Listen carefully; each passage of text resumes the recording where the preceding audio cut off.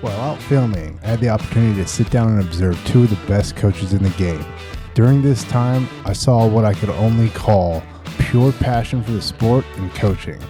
Besides their shooting accolades, the number of champions that these two have developed and trained is nothing short of impressive. The sit down with these two has always been on my list, and it's been there for a long time. I'm happy to say I've got it done, and I'm looking forward to another chance in the future, but I'm more than happy to share it with you guys as channel supporters. Without further ado, I give you Dan Carlisle and Steve Liberta. My name's Steve Liberta. I'm a shooting instructor in the Houston area. I work out of American Shooting Centers, West Side Shooting Grounds. Mainly, a lot of my clientele is all over, meaning from my youngest client's probably 8 years old, and the oldest is 92.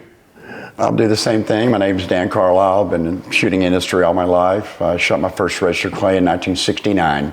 I tell people that I haven't had a real job yet. All I've ever done is teach people how to shoot and shoot personally myself. I shoot. I've won in trap, skeet, and sporting clays in my history of shooting.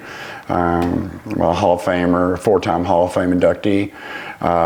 Don't know anything else but pulling the trigger.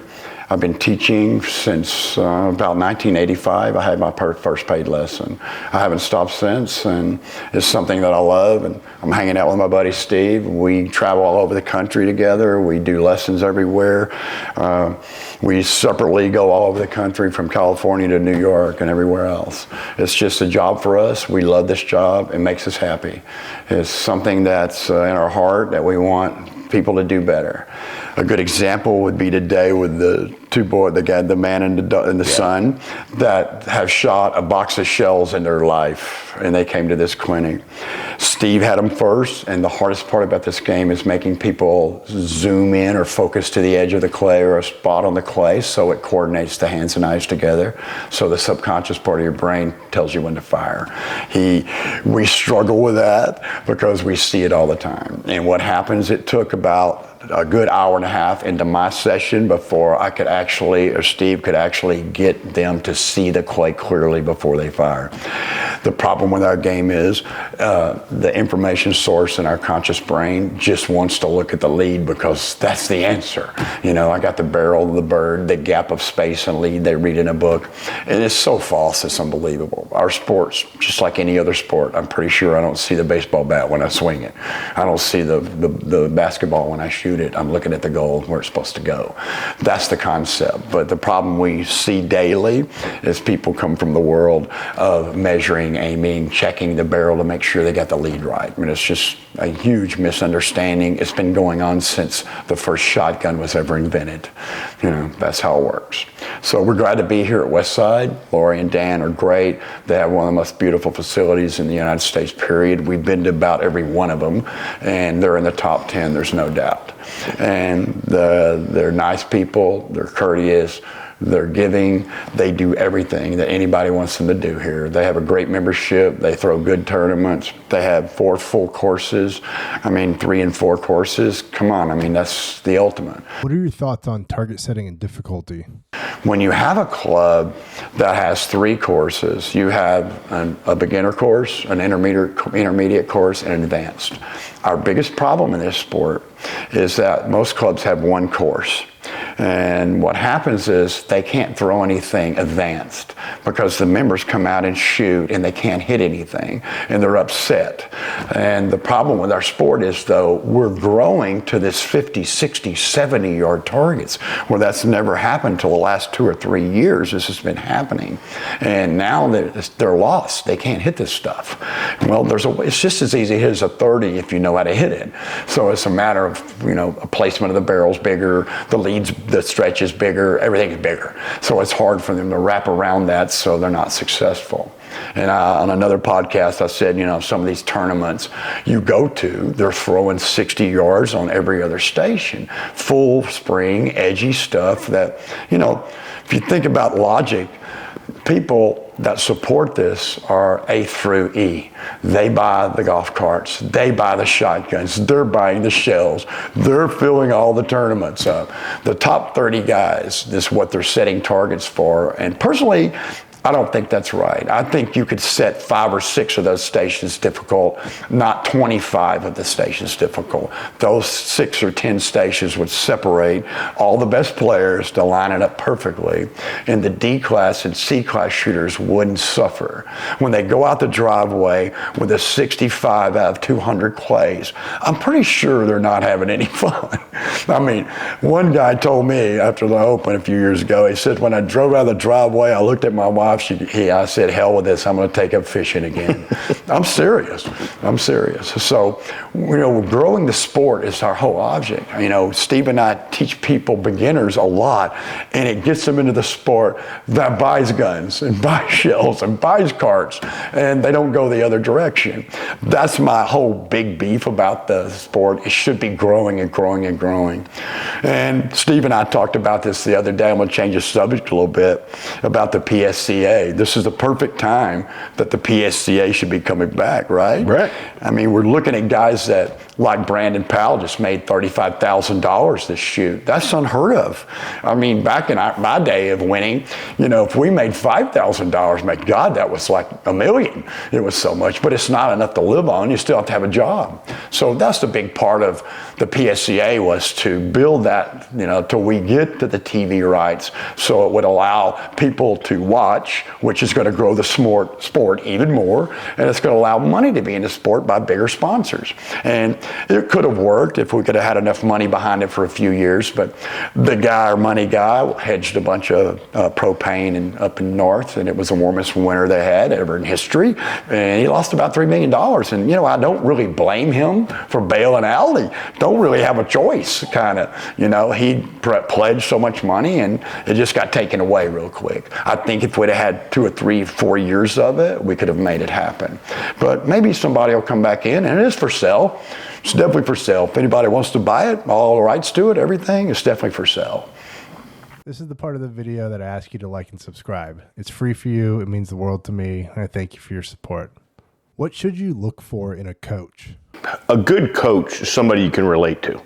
I think some people, you got to put your arm around, give them a hug, and then other people, you got to chew on them a little bit, a little tough love.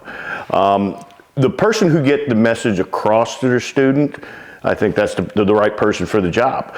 There are some people, and I've had it a couple times where I just said, we're not gonna click. You need to go find somebody else. But getting the message across to each individual, like when we work together, I can say one thing to a person and they get it like that, and he's been trying to say it another way. I just think the words you use and how you bring it across and get that message across to the student. Kind of a lot alike, really, in our personalities. And first of all, you have to have the information. You can't be a coach. Really, you need most coaches are good shots too. You go through a class or a school, you get a certificate, you do so many hours, and that allows you to get to the next level and next level. We all agree with that. But most coaches, the personality, like you just said, is a huge, important part of how you relate to people with the information. And you're patting them on the back all the time. When they do good, you tell them that. When they do bad, you tell them that. It's just a straight up job that, I developed this system 20-something years, 5 years ago, and it's created hundreds of All-Americans, hundreds. Most of the time, Steve and I have most of them on the All-American teams. And the best shooters, I would say 95 to 97% of the best shooters shoot this system. There's another way to do it, and there's other instructors that teach other ways, which are fine. And they've got some people that can bang. They are awesome. They're incredible, actually. Part of it is that talent, and part of it is the money behind it, to be able to make that talent work after 5 or 6 years of doing it before you really step up to that next level. Some people are even longer than that, maybe 10 years before they break through. That next level that's what everybody's after. There's a lot of people in that medium range level that can break 90, but they can't break 98. That's the problem, and that next level's tough to get. You look at an Anthony Matarese averaging 93, 94, 95 on 4,000 targets, registered targets a year. Incredible. That's incredible. I've been in the 90s most of my career, 90, 91, sometimes times 92. I thought that was incredible. But 94, 95 is just so off the chart that it's just hard to compete against somebody like that. But that's where our game's coming to. We've got probably 50 of those guys right now that can actually put those kind of numbers up. When back in the day, there was 15 of us that could do it. Now it's just getting bigger. Now it only comes from coaching. The coaching is where all that comes from, relating to people with some sort of control system that you use. Even Wendell Cherry he's got a list of them, and they're fantastic. And his theories and our theories, they don't match up, but the ending is the same. So, it's not so much a problem for me to watch Wendell say something that I don't believe in. I don't do it that way, and I'm not so hard-headed that I would say something against his way. I would just think I give the odds. I give the percentage brackets on control shooters and move mountain fire shooters. That's the two styles really that work.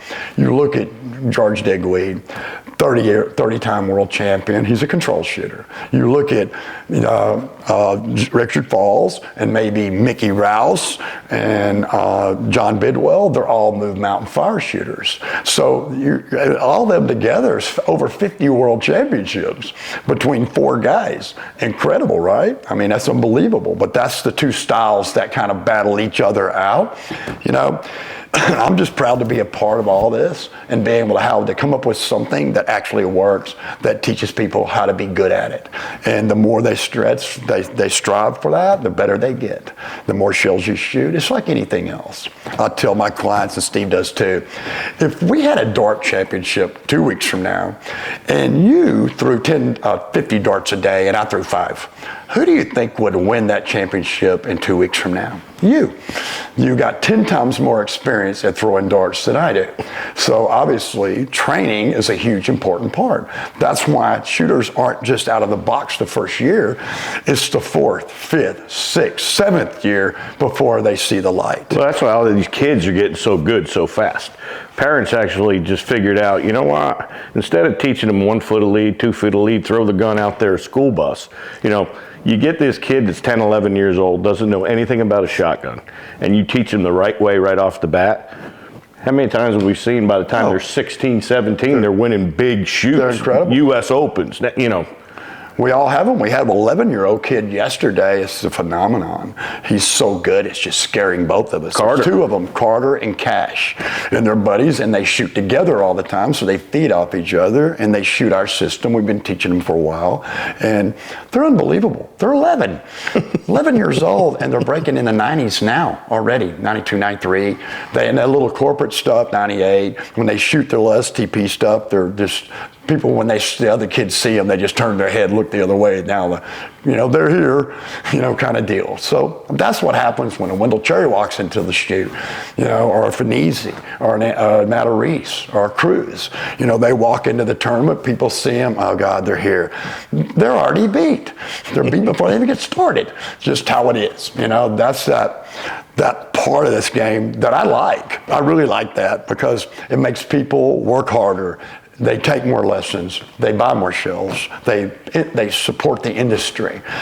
Without that support, we wouldn't have a sport at all. It is guns, Guns aren't the greatest thing in America at the moment, but we are shooting guns. But it's a shotgun. It doesn't shoot as far as rifle and pistols. It's not as dangerous, and it's a lot more fun when you're shooting a clay target than a piece of paper. At least I think it is. Very true.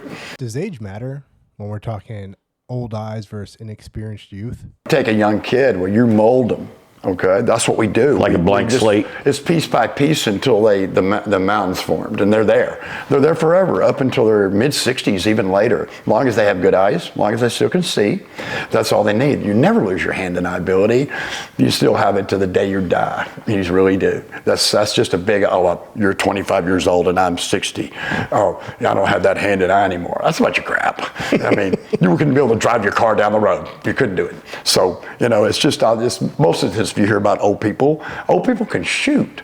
I mean, there's guys that are in their 50s and 60s, they're just as good as they were when they're in the 30s. I mean, if I would have kept shooting, I mean, I've got glaucoma, I've got 50% loss in my right eye, and it's a strain. It's clouding over, it's starting to get in the iris of my eyes, so I'm still right eye dominant. I can still shoot. I just don't want to train. I've been shooting competitively since I was 14 years old. I shot in the military as well. I spent 7 years in the Army shooting Olympic trap and skeet. I shot 750 shells a day the last 4 years, 500 a day the first 3 years. And that's a lot of shells. So after about 50 years of it, I get a little bit tired of doing it. You know, it's not that I just don't want to train and go out. You take a Wendell Cherry, and he's absolutely right on this, 100%. And we're friends, and occasionally he'll call me and ask me a question about something, and I'll do my best to help him. And he'll empty the trap on a birdie on his weaknesses. He trains on weaknesses. So when he struggles with a bird, the next day he goes out and shoots the trap empty. He'll go load it himself and shoot it empty again. That's a player. He's a player because now he just took a weakness and made it into a positive. Now, that doesn't bother him. Next time he sees that bird, he will not miss it.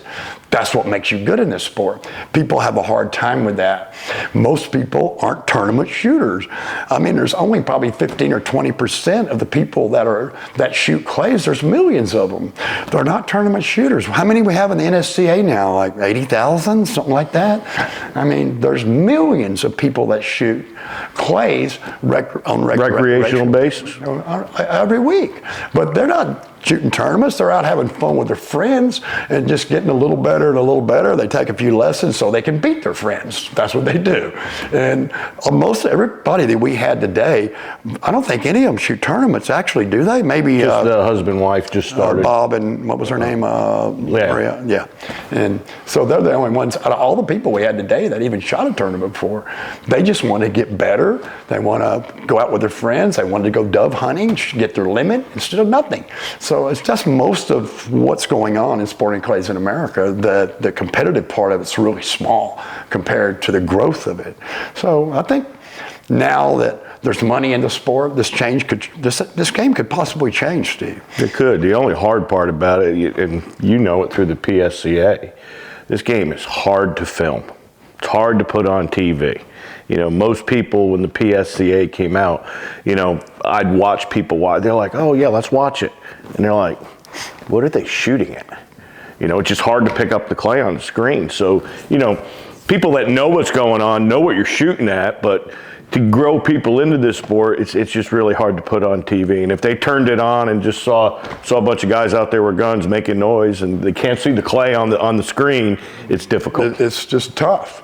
Well, it takes a lot of cameras. You have to have cameras on every station, actually on the trap flying away or flying whichever direction, so people can actually see the bird flying in the air as you're shooting it, and it breaks at that moment. That's the only way. But then you're looking at another $100,000 or $200,000 for the next 4 episodes just to have 15 or 20 more cameramen out there or a remote camera sitting there running for all day. So we're getting there. It's going to happen. I hope in my lifetime that I see this happen, that it gets to the point where there's, you know, you just won the $200,000 championship, things like that. It can be. You know, in the end, when they want to take all of our guns, these will be the last ones they take. The shotgun will be the last thing they take from us. And I'm pretty sure in this country it's going to be still going on fine for a while, at least through my lifetime, or maybe through Steve's too, but maybe not yours, you know, because you're young. But it's growing, and it's growing and growing and keep growing. That's what we want. You know, Steve and I, we've been friends for a long time. We've shot in the same squad for years, and just having fun, doing the best we can. Even if we win or lose, we're not bitching about it. You know, it's nothing we can do about it. It just wasn't our day. That's just how it is. Just how every sport is. You know, the basketball player doesn't make every free throw. You know, the best player in the world doesn't always hit every bird. That's just how it is. So, you know, it's a struggle. And competing, some people just don't want to deal with that pressure. There's so much pressure involved sometimes on these bigger shoots, especially, you know, when you first start, their knees are knocking. So some people just can't deal with it very well. I saw your knees knock when you were 30, 40 years into it. My knees are knocking. He goes, my short leg shaking. Remember that? Oh, yeah. Is matching your expectations with your input a common problem? I mean, just like today, we had a man and his boy, and they never hardly even shot before. No. And at the end, they were lights out. It was incredible how well, y'all saw them shoot. They did great. They couldn't hit anything the first 3 hours Steve was winning. It's not Steve's fault. He's telling the exact same thing I'm telling him.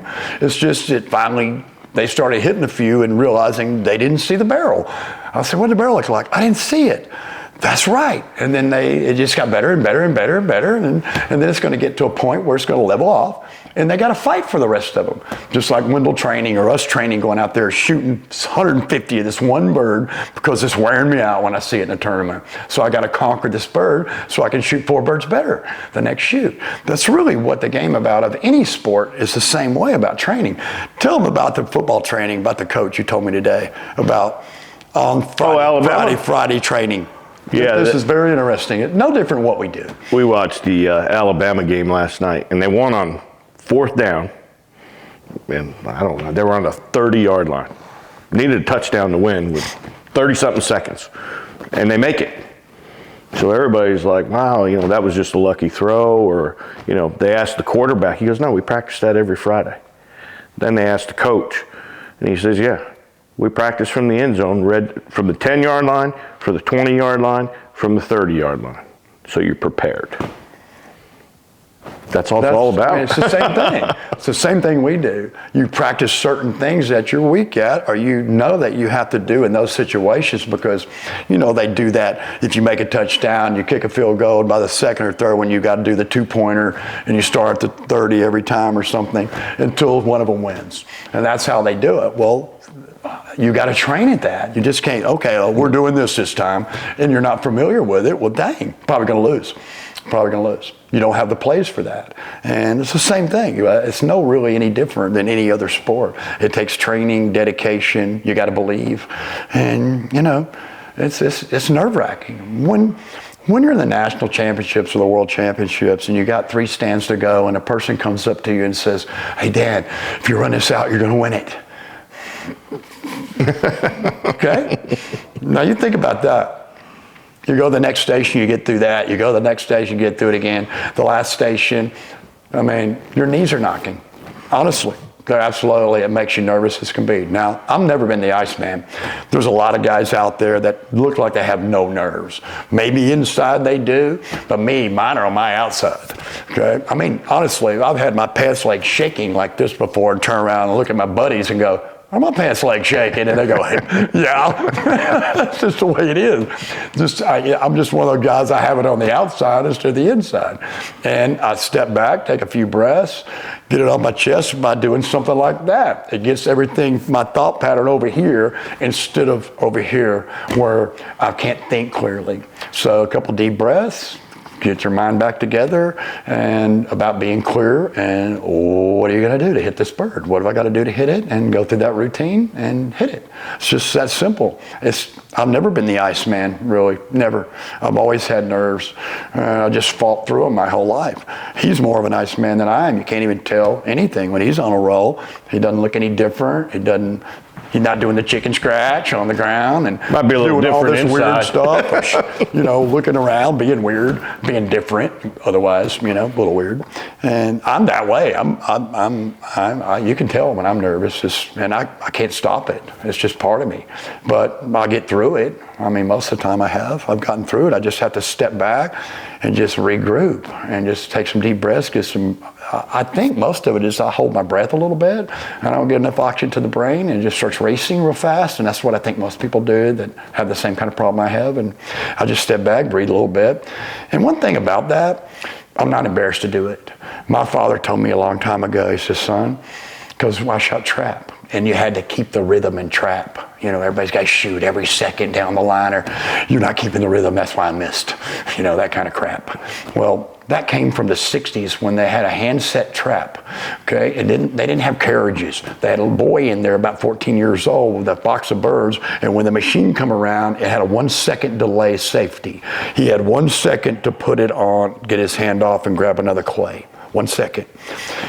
Every second, for instance, if I was a leader, and I'm on post 1, and I get a left, and I crushed that left. If he's on post 2 and calls pull, 1 second later, he gets the same bird. So in the old days, that's why they got an interrupter. Because in the old days, that leader shot 5 birds. He didn't know where they were in trap. And everybody else shot the same bird, exactly same bird, 25 times in a row, and they move. 25 times in a row and they move. So they invented this interrupter, which makes the machine go all over the place. It might go that way one time and hang, and then over here, then in the middle. So you can't do that anymore. So what's so important about the rhythm anymore? It's out the door. So my father told me, he said, boy, he called me boy, never called me by my name. He said, boy, I don't care what it takes for you to be ready to fire. If it's 1 second or 20, you make sure you're ready visually and ready mentally to call pull. And I went, yes, sir. And I did. I did. There was a lot of people that really didn't like shooting with me because I might have taken 4, 5, 8 seconds on this shot and only 3 seconds on the next one. I shot when my head cleared and more what I wanted to see out in front of the trap to be able to hit the bird. That's what I did. I didn't care. International trap was 12 seconds. I usually took about 8 seconds. It's about my average, 7, 8 seconds to get ready to fire. And it was a 12-second rule. What do you think about time limits while shooters are in the box? I'm going to give you an example. With the last national championships I shot with these guys, we're behind 3 really good shooters. They take 1 minute or 2 minutes per pair. I watched one of them miss a bird and put his arms like this for 5 minutes. We're on about the middle of this 10-station course, right? We're in the middle. We had 5 stations to go. We drive out to the left so we can see down the line. There's not a single soul on the line. Not one person shooting. They have backed up 5 stations already. There's 5 to 10 squads behind us. I look at them, and we're all shooting bad. And I look up, and this is against the rules. And we look at them, I said, let's go around them. Oh, we can't do that. BS, we can't. They can stand there for 5 minutes and call pull. I can surely go around them. That's got to be against the rules too. Come on, that's holding the whole thing up. I mean, you wait 20 minutes per station, and it takes 3.5 hours to shoot 75 targets. That's ridiculous. So this 20 seconds is an eternity, this year, though. George Digweed, we've been begging for it for years. George Digweed got it done. And praise George for doing that. Because when they asked George, how was the shoot? You won your 30th World Championship and the veteran, first year veteran, you're the champion.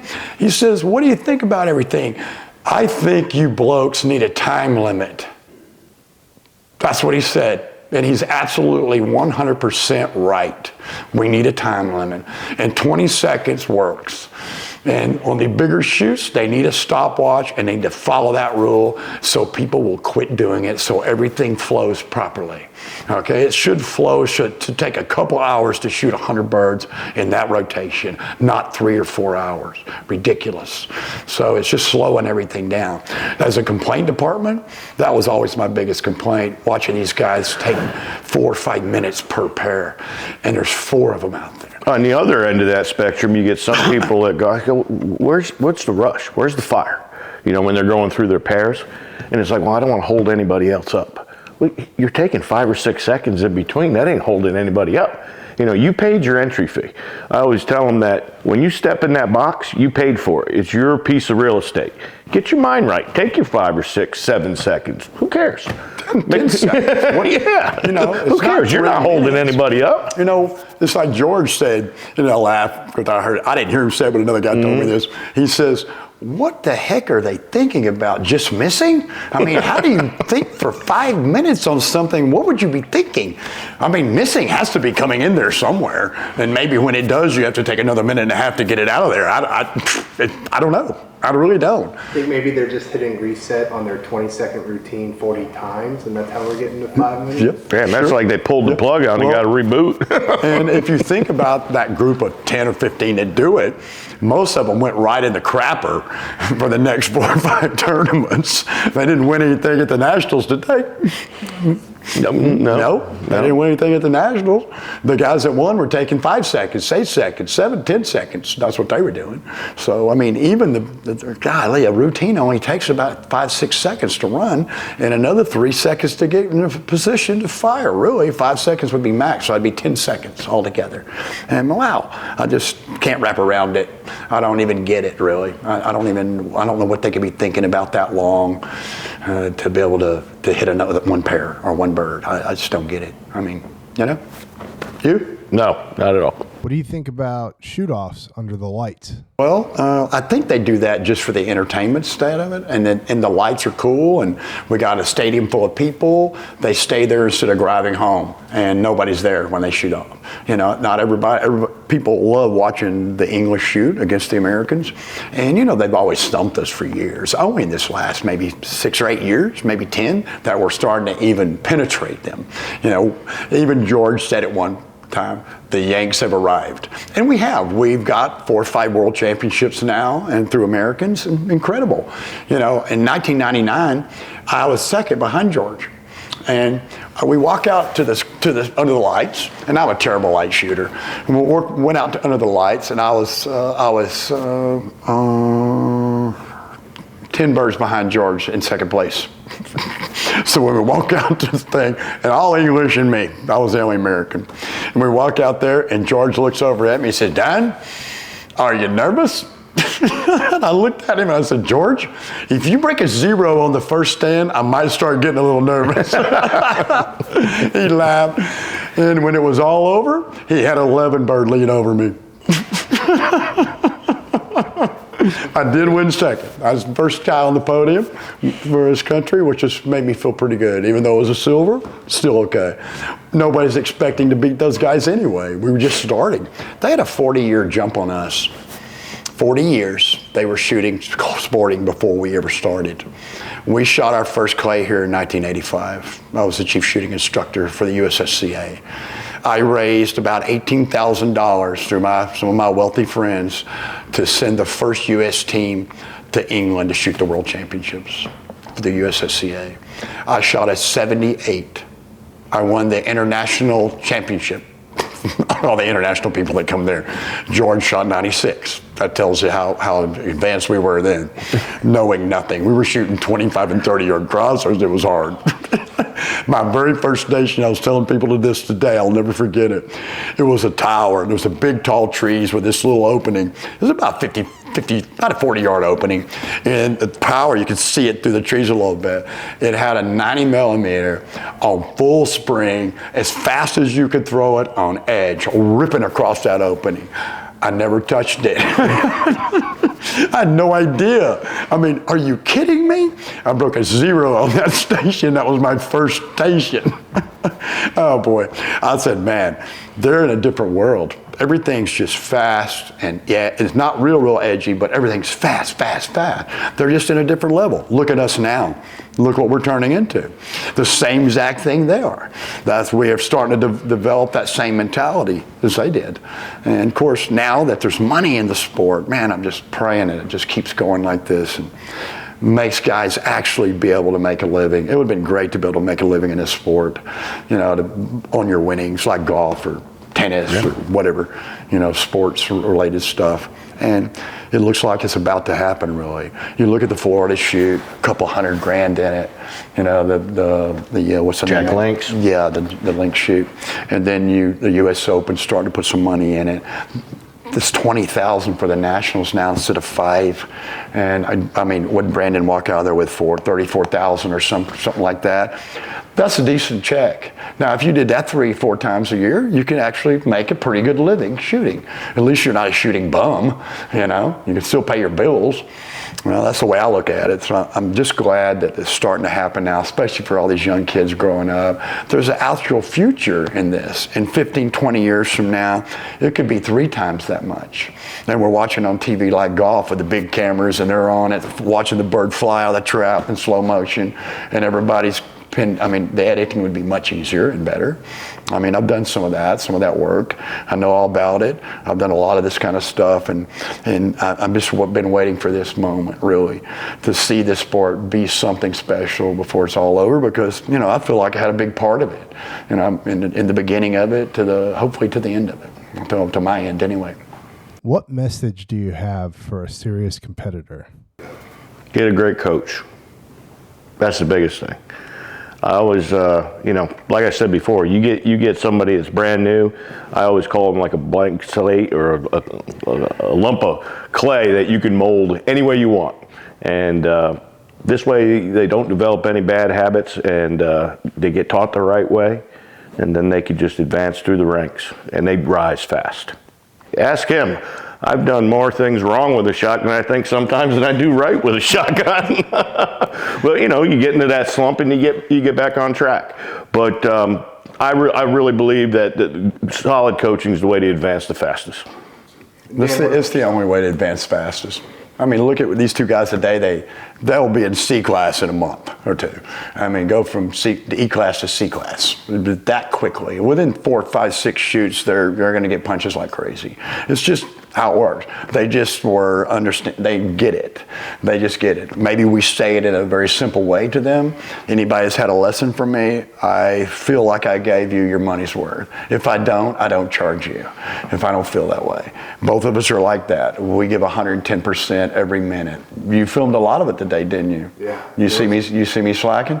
No. No, there's no slack in what we do. It's a job for us. It's truly a job for us. They were. And here's the truth about it. We love it.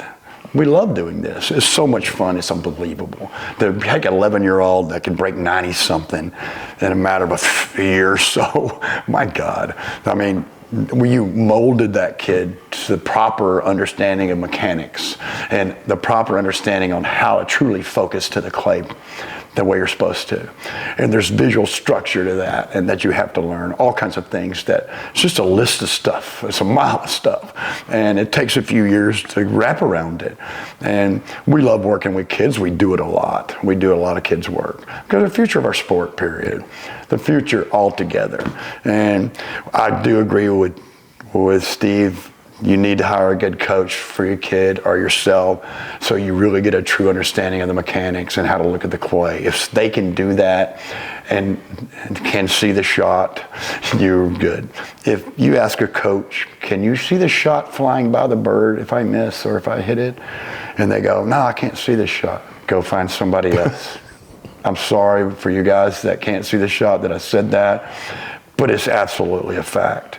You can't call the shot if you can't see the shot flying by the clay. Here's what they do. You're behind it.